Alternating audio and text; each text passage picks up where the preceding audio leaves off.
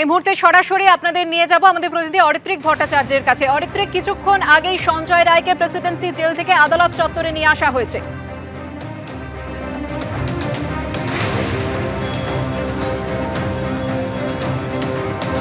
একেবারে তাই, দেখুন মোটামুটি 10টা 40 নাগাদ সঞ্জয় রায়কে নিয়ে এখানে পুলিশ প্রবেশ করে, তাকে কোর্ট লকআপে রাখা হয়েছে। আমরা ঢোকার সময় যেটা দেখলাম, একেবারে কড়া নিরাপত্তার চাদরে পুরো জায়গাটাকে মুড়ে ফেলা হয়েছিল। বেশ একটা বড়সড় কনভয়েটে করে তাকে সব দিকের জানলা বন্ধ রাখা এরকম একটি প্রিজন ভ্যানে করে তাকে এখানে নিয়ে আসা হয়েছে। এবং যে ছবি আমরা গত কয়েকটা সওয়াল জবাবের সময় বা শনিবার তাকে দোষী সাব্যস্ত করার দিনেও দেখেছিলাম। আপাতত তাকে কোর্টরুমে রাখা, এই কোর্টের যে লকআপ রয়েছে সেখানে রাখা হয়েছে। কিছুক্ষণ পর তাকে কোর্টরুমে নিয়ে যাওয়া হবে এবং তারপর আজকের যে বিচার বা রায়দানের যে পদ্ধতি সেটা কিন্তু শুরু হবে।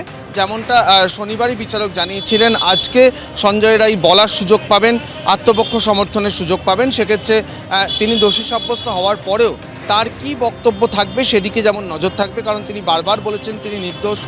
তিনি দাবি করেছেন তাকে যা করতে বলা হয়েছে তিনি তাই করেছেন।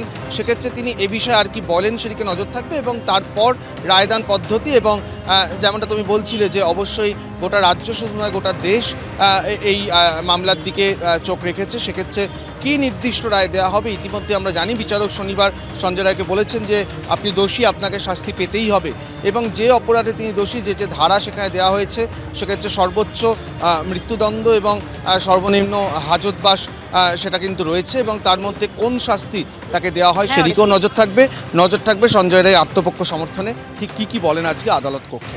ধন্যবাদ অরিত্রিক। সঞ্জয় রায়ের সাজা ঘোষণা নিয়ে আজ নিহত চিকিৎসকের পরিবারের তরফে কি জানানো হয়েছে রাখবো আপনাদের সামনে।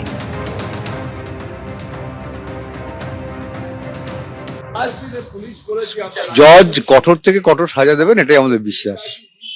আরো বাকিরা এখনো ধরা পড়বে, সব সামনে আসবে, সবাই সামনে আসবে এবং জজ আমাদের একটা প্ল্যাটফর্ম তৈরি করে দিচ্ছেন এখানে, যাতে বিচার ব্যবস্থা আমরা আগে নিয়ে যাই।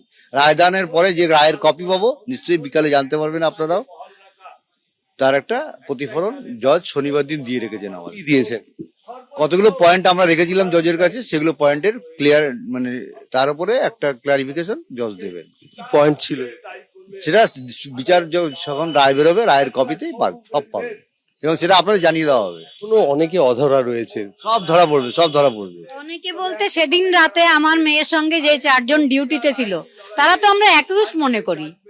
আমরা 5 জন এক জায়গায় রইলাম, একজন মার্ডার হয়ে গেল, 4 জন কিছু জানে না। এটা কখনো বিশ্বাস হয় না। একটা হসপিটালে এত ডিউটিরত নার্স, গ্রুপ ডি, তাদের এখনো আওতায় আনা হয়নি। এবং সেদিন আমাদের যে ফোন করেছিলেন যে মহিলা, তেনাকে সাক্ষীতেও রাখা হয়। তাকে জিজ্ঞাসাবাদ করা হয়েছে কিনা সেটাও আমার সন্দেহ আছে। তার সম্বন্ধে জিজ্ঞাসাবাদ সম্বন্ধে কোনো তথ্য আমাদের কাছে এখনো আসেনি।